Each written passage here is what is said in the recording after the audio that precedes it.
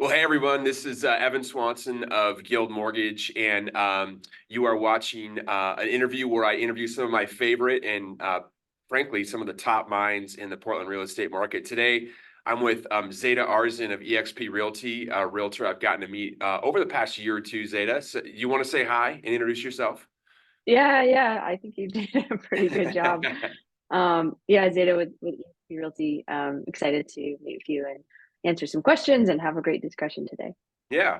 So Zayda and I met because we had a mutual client who was a nurse, a client that I've been honored to help a couple times now, and who worked with Zayda on a home purchase last year.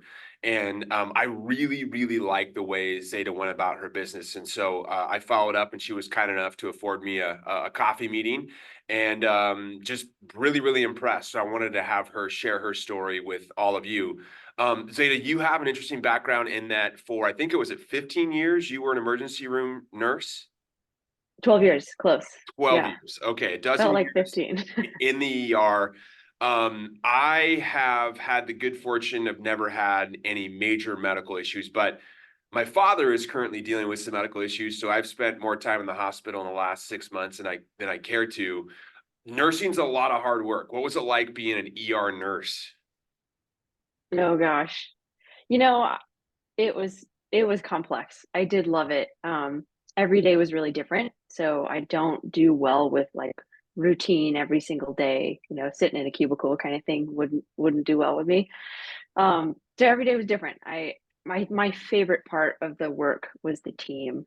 To this day, they're my family. I love the healthcare provider community, and we had a riot. It was raucous. It was tragic. It was exciting. It was devastating. It was all the things. So it's really hard to summarize something like that, but I I'll never forget the team. Never forget a lot of the things that happened in those experiences, and something that I'll carry with me for the rest of my life. I can only and so were you working 12-hour shifts when you were a nurse? Yeah. Yeah, Yeah. And 12 is conservative. Ended up being more like 12 and a half, 13. sure. Yeah, you, But you yeah, can't just leave like in the drop of a hat if you're caring for a patient. Um, yeah. I mean, like I can think about like for my work, I have a pretty good idea of what's on my list that day. These are the people I need to get back to. These are the people I need to connect with. These are the calculations. Like, all these things are more or less laid out. And certainly some days are more reactive or proactive than others. But I mean, when you're showing up to the ER every day, I mean, like you've got no idea what you're going to encounter that day. Yep. You have no idea. One minute you're hanging out, eating chips, doing some kind of routine work, and the next minute someone's, gunshot wounds and coming All in with a hell breaks stabbing, or loose. it's just someone goes down in the waiting room. It's rowdy. Well, and then you're now when you were in the ER, where you're managing multiple patients at times too, correct? Like, so Yep. you've got people in the ER who have illnesses, injuries, health issues, whatever, and you're having to sort of prioritize how you are connecting with these people. I mean, do you keep track in your head? Are there reminders? Like, how did you organize your time working in the ER? It's a skill to develop over years, and it's one of the harder things for newer nurses to develop. And I think especially in the emergency room where there's less structure than like in other units and other departments. And it's just a skill set you develop where you're constantly assessing and triaging and prioritizing. And there's almost always 20 things to do, and some of them are like at the same time, like very, very high priority. And you just continually have to like reprioritize and kind of manage your time and efforts, and sometimes make some difficult choices where you're going to allocate time, and you know according to a lot of different principles, a lot of kind of there's some structure around how to make those decisions around.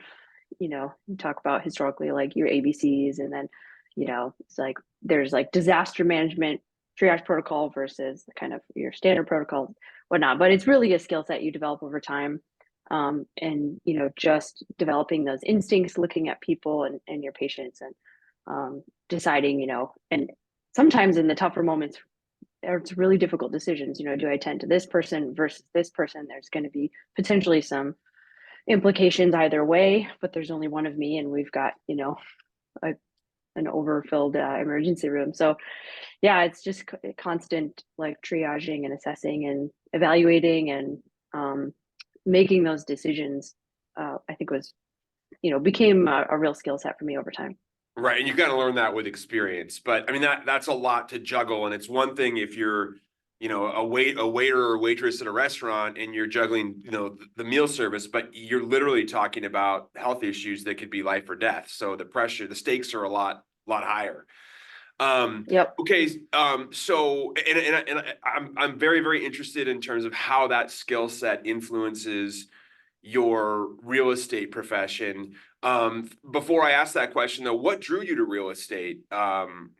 What was the reason for you to come in and choose to become a real estate professional? It's a good question. I was pretty resistant at first. I did not want to. I'll kind of tell you just briefly the story. So I got into real estate in general through real estate investing before I became an agent. And long story short, kind of happened upon an opportunity where I bought my neighbor's home off of the market and ended up being a very simple, great transaction. Something that is still a great investment today. And you know, I think kind of walked into some equity there. It was a good decision, and something kind of went off in my head. I was looking for an exit from healthcare and couldn't find it. But then thought, shoot, um, started to do some research, look at, zoning regulations and development opportunities and land partitions and buy and hold, real estate investing and all the other different types of investing. And I spent several months, ultimately I ended up spending an entire year putting myself through kind of a crash course in real estate investing. And I mean that like truly. I think I read between 30 and 40 books and dozens and dozens of like maybe 100 podcasts. I probably hundreds of podcasts and webinars between work shifts and like just everything I could get my hands on, going to investor meetups and all that. And then, looking at the property that I bought, I thought, well, shoot, I just walked into that on accident. I wasn't even trying. I didn't even know, what I knew then after several months or after a year. And I thought like, man, I'm a very motivated person.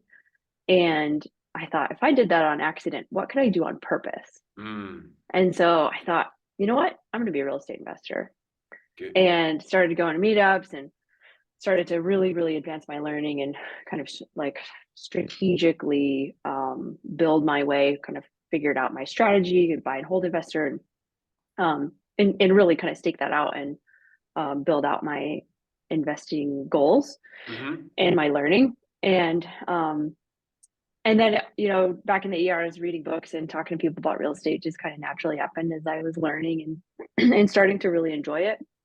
Talking to people about the rentals and self-managing at first it was a couple people and then it was a lot of people they just said like, man, you light up when you're talking about real estate investing and you know so much now.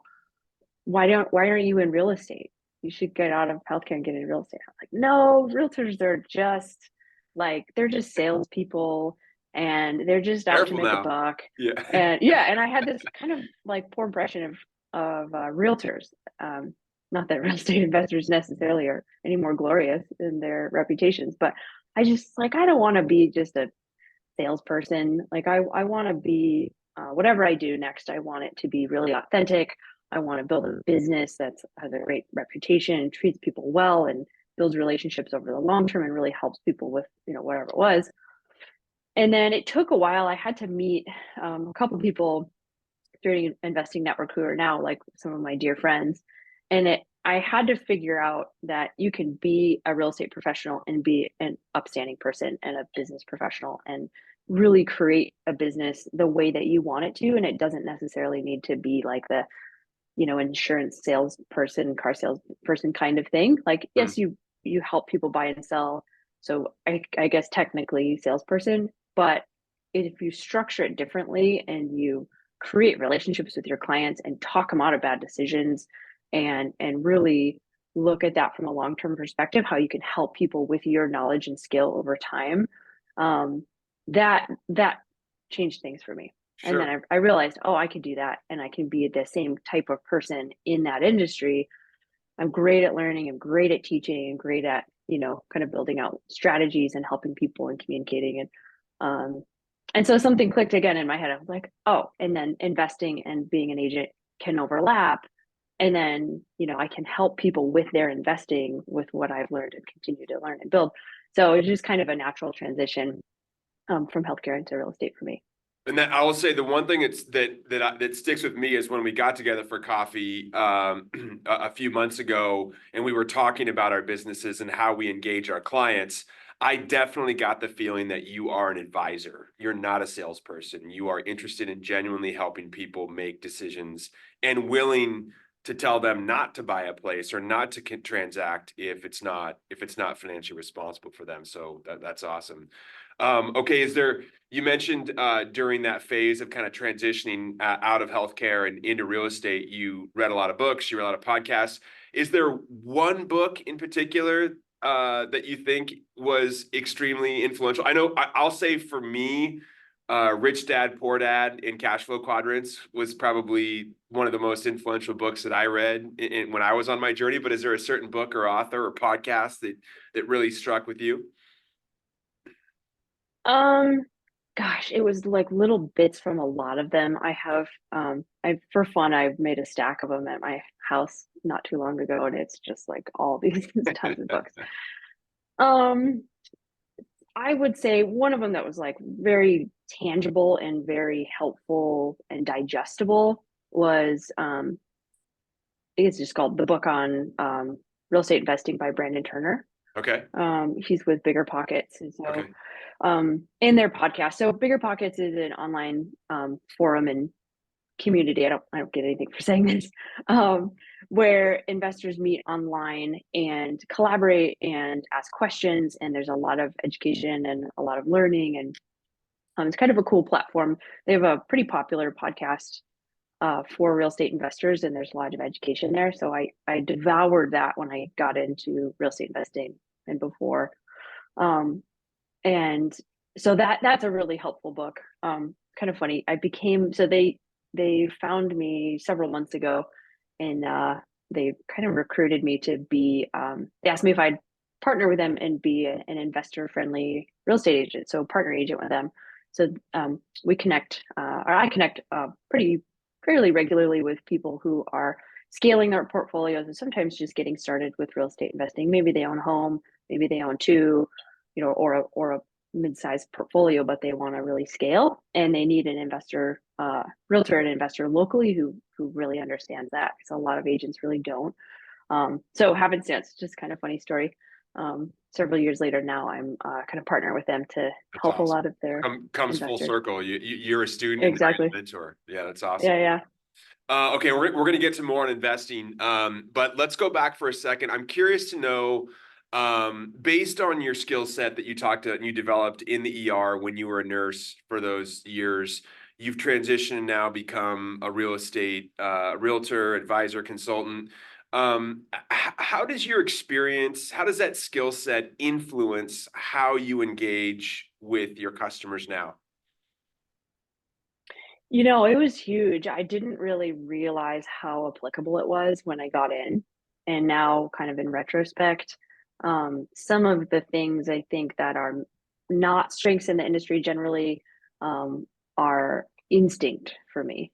And so it's been really fun. And it honestly, the way that it translates, it's really rewarding to me because kind of just fuels my need for challenge, to be honest. So real estate is a very problematic industry, and you know that, and I know that. Um, Occasionally, transactions go very, very smoothly how they should, and usually they don't. And so there's all kinds of things that can come up with home inspections, with appraisals, with occasionally natural disasters, with relationships. Maybe Mr. and Mrs. Seller like have an issue, or there's all kinds of things that can come up. Um, no matter how long I'm in this business, never fails. It's always like, oh, that never, Hmm. this is a new one. But I've seen a lot of it, and so um, being able to expect that. So kind of my expectations are hope this goes great. I'm going to anticipate that it's going to be all kinds of difficulty and roadblocks, and just prepare myself for that. That's kind of my expectation. And then often I'm pleasantly surprised. So there's kind of no crisis too big. um, I'm because nothing, like everything in real estate pales in comparison to Yeah, your patient dropping dead in front of you, totally, to, totally. I could give you other very gruesome examples, but nothing, and so having the ability to remain calm under pressure and to be really focused when, you know, everything hits the fan and it's crazy and all these unexpected things, and maybe other potentially sometimes other agents or other clients um, can get really emotional and things get a little hairy. Having just the instinct and that skill set where I'm just super focused, really calm, and very solution focused and very collaborative. Um, that's kind of where I shine. That is that's just a facet of my personality now. So when things are really dicey, I'm clear and I'm focused and I can maintain direction, and I can kind of help my clients and other parties involved in these things really maintain that direction and that sense of collaboration, and really kind of de-escalate and decatastrophize and remain focused. So that's been a real asset, and continually triaging, right? Like, as real estate gets pretty busy and sometimes kind of erratic and things happen and there's, all of these problems in the industry. Just maintaining that sense of direction and the clarity is just tremendously helpful. Yeah. That's awesome. It's so interesting because what I heard you say was that your ability to stay calm in very dire circumstances, and I think that buying a home and having a home is a highly emotional process. We've all experienced that.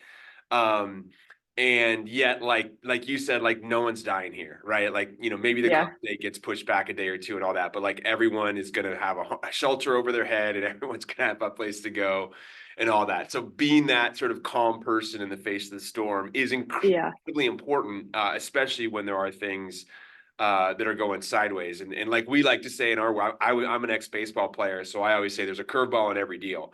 Hopefully only one. And it's a matter of trying to identify and find that as early as possible, so that you can be Yeah. ready for it.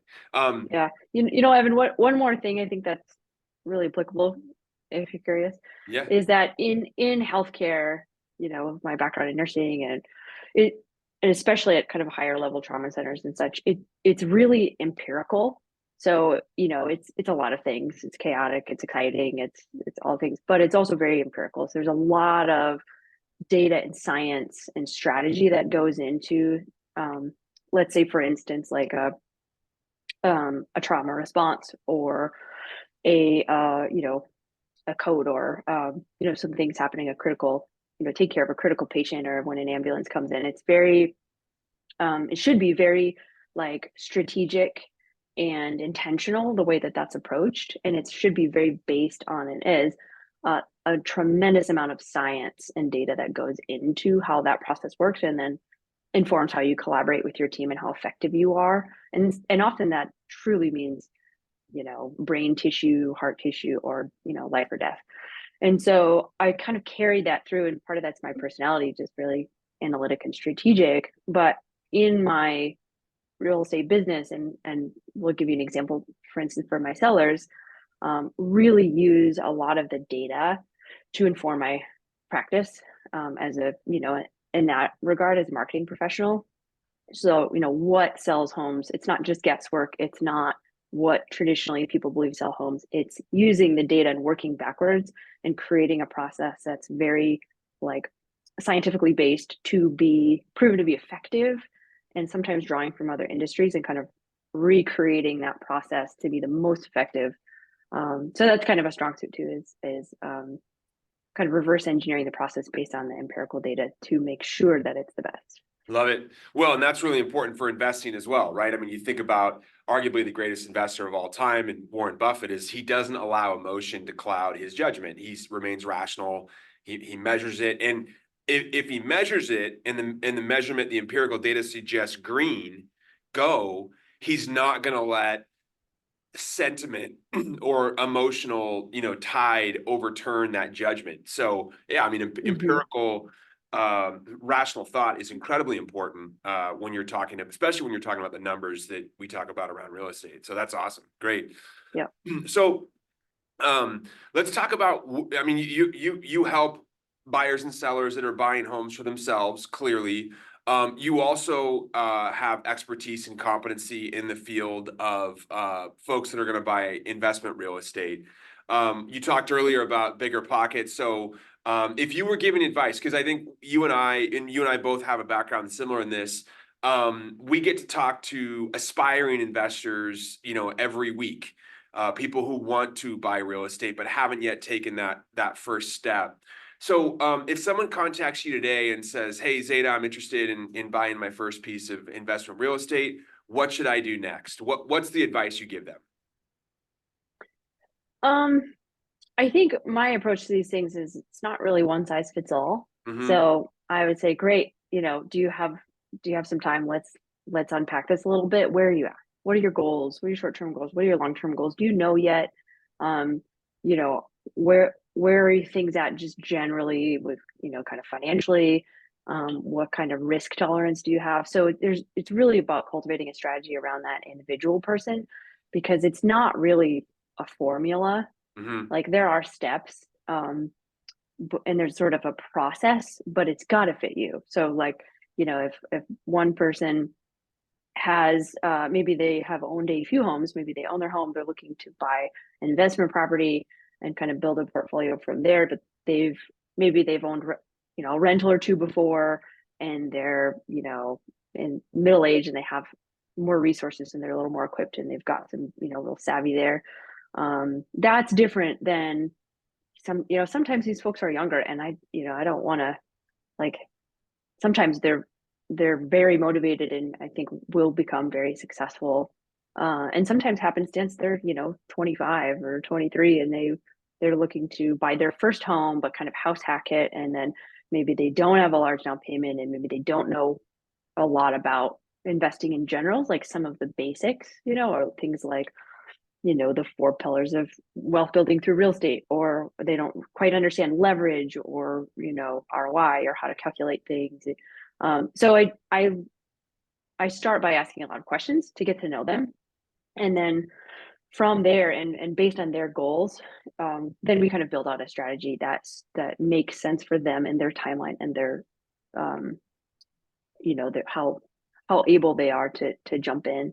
Um, but I would say, gosh, it's so hard to generalize, but if someone doesn't have a huge base there in terms of maybe knowledge and savvy around real estate investing, we meet regularly and I, give them some specific learning material, books or podcasts to read. I'll maybe send them some material. Um, I started a women's investor group for Awesome. education and training and all that. So That's fantastic. the women get the invitations to the event, hang out and talk about real estate investing. So I just want to make sure. So I think what happens with a lot of folks who are trying to get into investing is they are dropped like a hot potato because maybe they don't have the funds, maybe they aren't quite equipped, maybe they're 12, 18, 24 months out from really being able to maybe just buy that first home or buy that second or third home or buy that fourplex that they want. And I think a lot of people don't take them seriously if they're not like pre-approved, hot, ready to go. And I'm about relationships, and sometimes it takes people a while. I've had clients prepare for a couple of years and then make multiple acquisitions after that, after building up, a little bit of resources and knowledge and savvy and sharpening the axe for Hmm. when they're ready. So I don't, I like to build that relationship and just meet regularly. What do you think about that book? And, do you understand how cap rates work and how to, really, really basic back of the napkin, how to look at investment properties and kind of add to their knowledge base. Um, and then, um, you know, working with yourself, great lender partner to kind of build out a strategy for someone. And it might be, a year from now, but I Right. try not to drop anyone. Right. Yeah, that's awesome. Be a resource. I'm curious.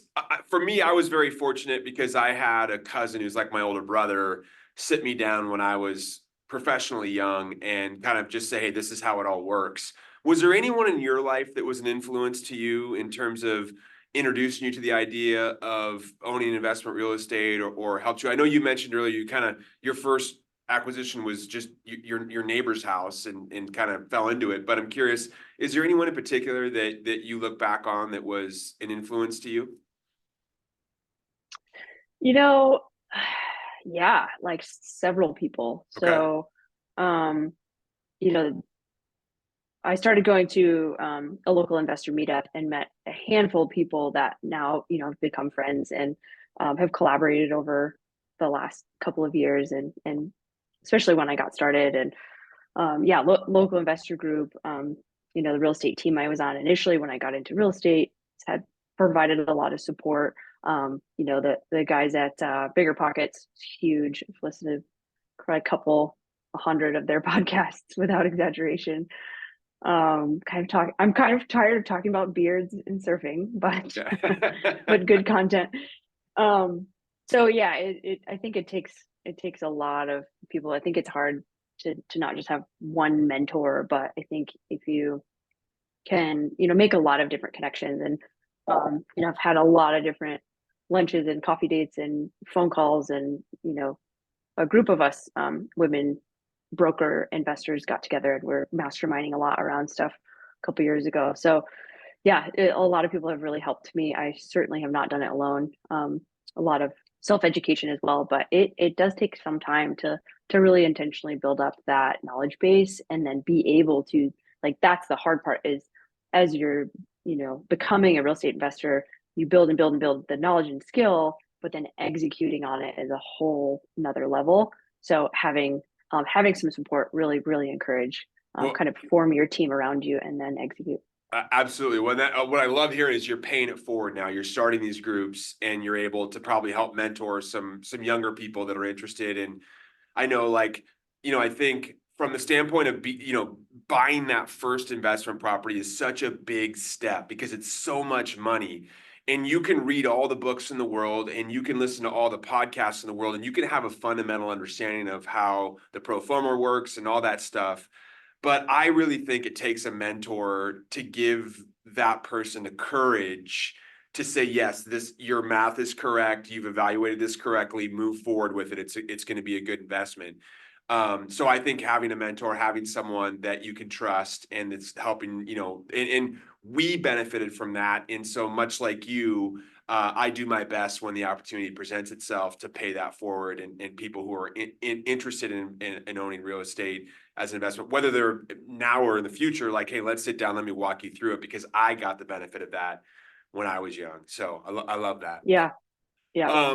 What do you think the biggest misunderstanding is, or the biggest myth around owning investment real estate? Like when I have someone call me and say, "Hey, Evan, I want to buy a rental property, and then I want to do this, I want to do that," and there's obviously an education. Is there one or two things that you commonly hear that you're having to correct or educate people around in that position? Yeah.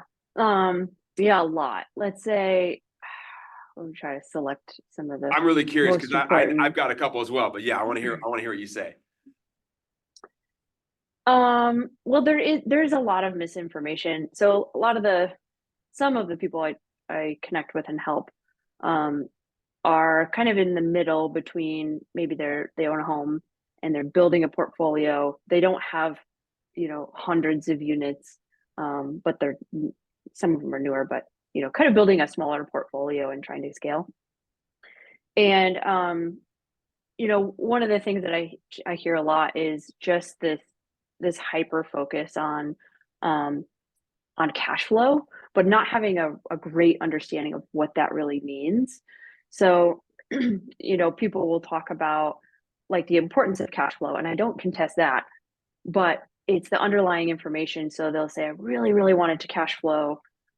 And then if you don't also have a conversation about, leverage and other ways of building wealth through that investment, repositioning that asset, which I can kind of explain. And if you're just only looking at a cash flow number, it's a little bit too narrow than looking at the asset as a whole. And it's also a function of down payment. of your leverage. So if you're the larger your loan amount, the less it's going to cash flow because your payment's higher, but the higher your return on that investment. We'll give you one example, this, but give you one example. Like if you buy for, let's say this is quite difficult to do and very rare and sometimes can be risky, but if you're 100% leveraged, let's say you borrow the whole thing. Let's say you're a veteran and you're using a VA loan for one example, and you borrow the entire balance of the purchase price in a mortgage, and your payment's going to be really high, right? So the higher your payment is, the less you're going to cash flow, but the higher your return. So if you're, let's say, for that example, you buy a home using other people's money, call it OPM, other Yep. people's money to buy the home, you're making a return on that home through a couple different ways. Appreciation being one of them, appreciation, cash flow, tax benefits, amortization of your mortgage, all that. But so it's not going to cash flow, but your return is infinite, because if you used this amount of your own money Yeah, I gotcha. to buy the property, your return is infinite, and that's a fantastic deal, even though it's not going to cash flow because your mortgage payment's high. Right. So, and conversely, if you put 50% down and you put a huge down payment on a house, your mortgage is going to be small. It's going to cash flow a lot. That doesn't necessarily mean it's a great deal. It just means your mortgage is smaller and your return is a lot lower. So when people are, they're like, oh, I really want it to cash flow, say, well, tell me what you mean by that. Let's kind of unpack that. How do we want to finance this? What's the overall structure and what's the goal? And sometimes it makes sense to buy a property. I'll give you a good example. I love this kind of scenario. You buy a fourplex that's not performing particularly well, but it's a great asset. And then over the next 12, 24 months, you reposition it. So you raise rents and you increase the net operating income, and you really, force some appreciation, increase that value, really change the performance of the property as an asset and as a business. And then, that's a huge opportunity. So it might not cash flow maybe at all at first, but if you have that strategy built out and you have the pro forma that you've created and you're sure of all the steps, and you built everything out, which I help a lot of people do this, then it might go from a poorly performing asset with a low return to a very high return with a well-performing asset. And cash flow is only one of the pieces of that. So a lot of people, we'll talk about just cash flow and kind of a narrow view of that, and maybe a misunderstanding of the different tools and what really informs cash flow. But we all love cash flow, so it's a good thing. But Well, does that make sense? Absolutely. And it's the same thing I hear too, right? Is that I think there's a misunderstanding, especially when you're first entering the world of buying real estate. Typically, your leverage is going to be high. You're going to have lower down payments initially. And as a result, your cash flow performance really isn't going to be good. In fact, in many cases, it can be negative, right? You could actually have higher expenses and payments than your net rents coming in. That may or may not be a good investment, depending on, to your point, what's the plan?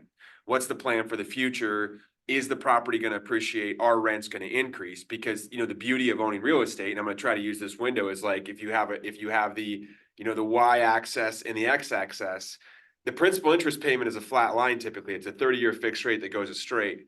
But your rents, even if they start out below the principal interest, are going to typically go up over time. And so buying and holding, which is a term you said earlier, can be a great strategy, because you've locked in the financing piece, and now you're able to raise rents over time. In 5, 10, 15, 20 years down the road, you wake up and now you've got plenty of cash flow.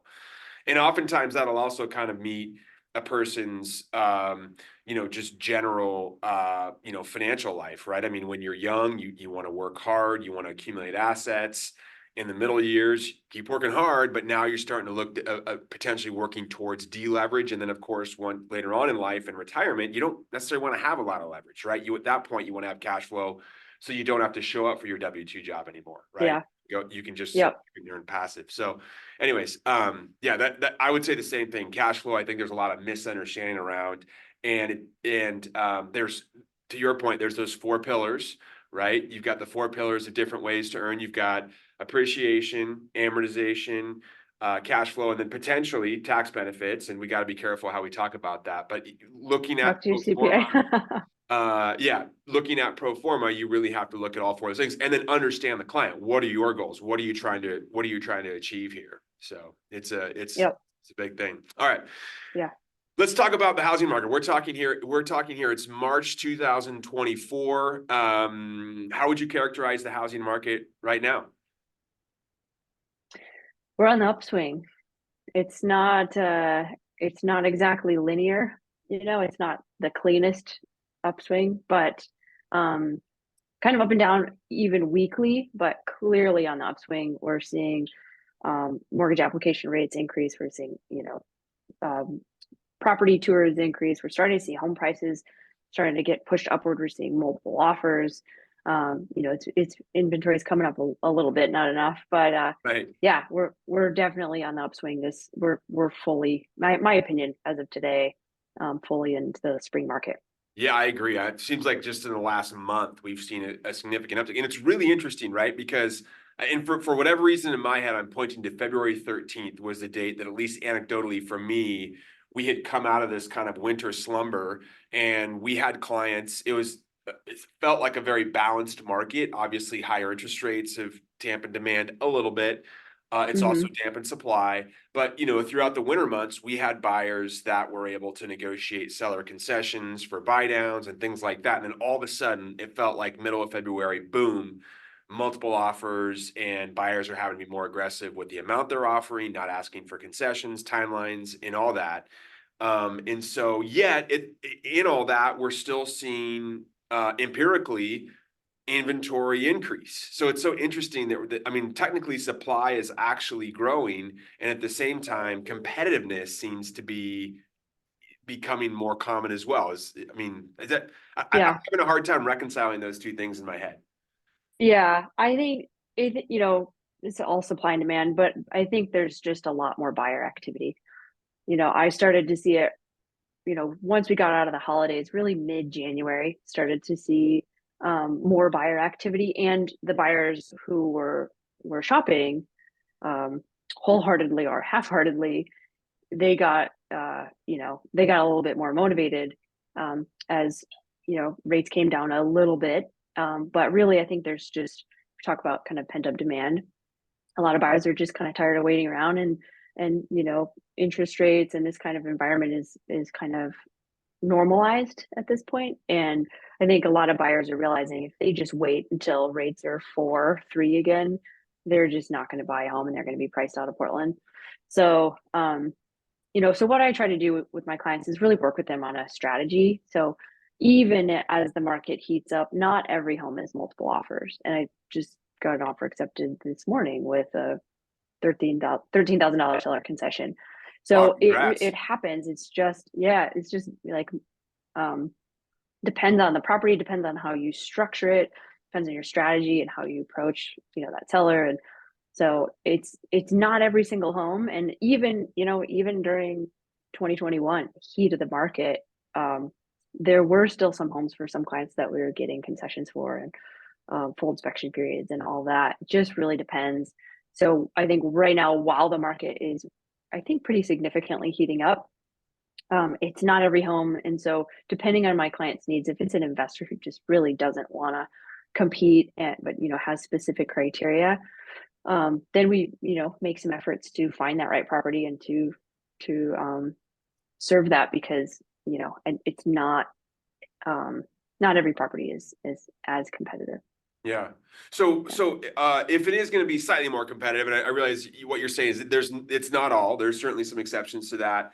But let's say that you're working with a buyer, and whether they're an investor or buying a home for their own use, how do you prepare a buyer to go into battle, so to speak, in a competitive market? What advice do you give them as you're going out and starting that home search in a competitive environment? Hmm. Good question. So in any real environment, my process is, for most folks, depending on their timeline, I really like to do kind of a full buyer consultation with them before they get started. If we need to, if they've got a specific property and they want to go, we can jump in 90 miles an hour. I can do 90 miles an hour. I can also do, the 12 to 24 months. I'm flexible.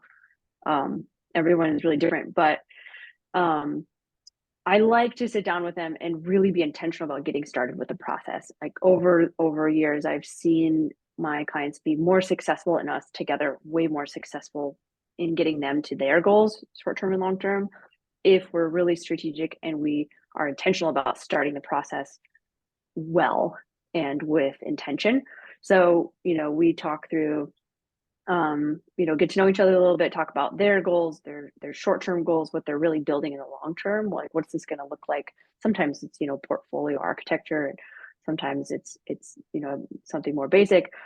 And then really dial what they're looking for, and sometimes make sure we're on the same page in terms of the analysis of the performance of the property, what they're looking for. Do they want something turnkey? Do they want something that's more of a project for repositioning? They can, whatever that is. And then we also talk about market conditions and how to optimize their scenario and their if it's a buyer, their purchase scenario for their goals. And so we assembled a team. I really love to make sure that they've got a good team surrounding them. Vital that they've got a great loan officer. So honored to be partnered with you, Evan. And then also, a couple other great facets of that team: financial advisor, CPA. Kind of fill that team out if they're really serious about getting started. They're getting good professional advice from people who specialize in those things. And then really just optimizing our approach for their scenario with that team, and often collaborating with those other business professionals so they're really equipped. So by the time we jump into the market and start looking at properties and potentially writing offers, they know what to expect. They know what we're looking for. They know how we're going to structure things, both in the offer, in terms of how we're going to approach it. They're just way more confident, better equipped buyers. They're more successful, and we're a dialed in team because just like an AR, you can't just wing it. Yeah. There's a lot of preparation and skill that goes into that. So so it's kind of fun to kind of prepare my clients and then execute with them and get to know them in the process. That's awesome. Zayda, thank you so much for joining me today. If people watching this want to get a hold of you and find out more about you and how you work with clients, how can they do that?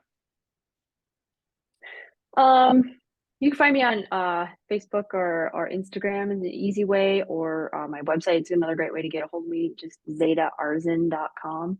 Okay. And or if all else fails, ping you, and There you go. you have my cell.